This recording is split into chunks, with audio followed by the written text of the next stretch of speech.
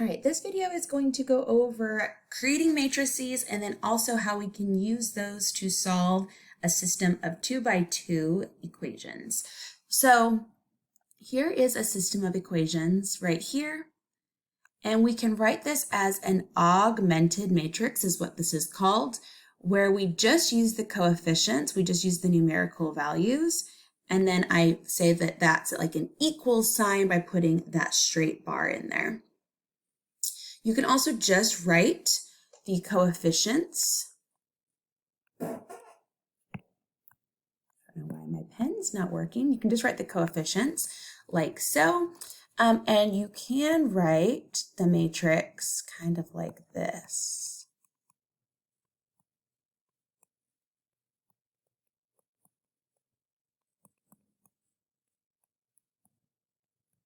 Okay, which looks a little bit more complicated, but that's just like another representation of this. But we're going to just use this augmented matrix here, and I'm going to show you how to use this to solve a system of equations.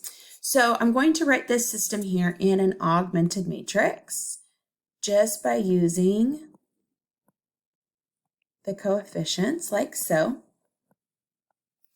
And the first thing we want to do is make sure that the leading coefficient of the first equation is 1. So I'm just going to switch these two rows around. And I can do that because it doesn't matter which equation goes where. I can just change it like so. Okay, now the next thing is we need to perform what's called row operations so that this term right here becomes 0. So I want to think about what could I multiply this number by so that when I add 2 to it, I end up getting 0 in this place. And the answer would be -2. So the row operation I'm going to do is I'm going to say take -2 and multiply that by the numbers in row 1. Add that to the number in the same column in row 2. And then put that number back into row 2. So -2 times 1 plus 2 is 0. -2 times -1 plus 3, I'm now here in column 2, would give me 5. And then -2 times 1/2 plus 6, I'm in this column here now, would give me -1 plus 6 would also give me 5. So I leave my first equation alone, and then my new row 2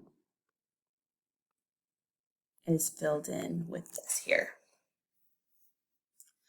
All right, now I want 1s on my diagonal, so I'm going to divide both of these by 5 or multiply through by 1/5.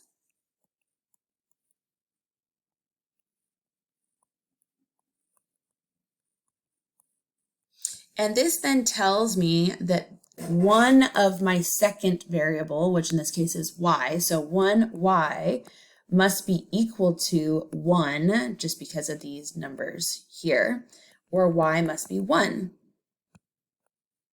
And if y is 1, I can plug that in. I just chose this one. I feel like that's a little bit easier. If I add 1 over here, I get 3/2. And so my solution is 3/2, comma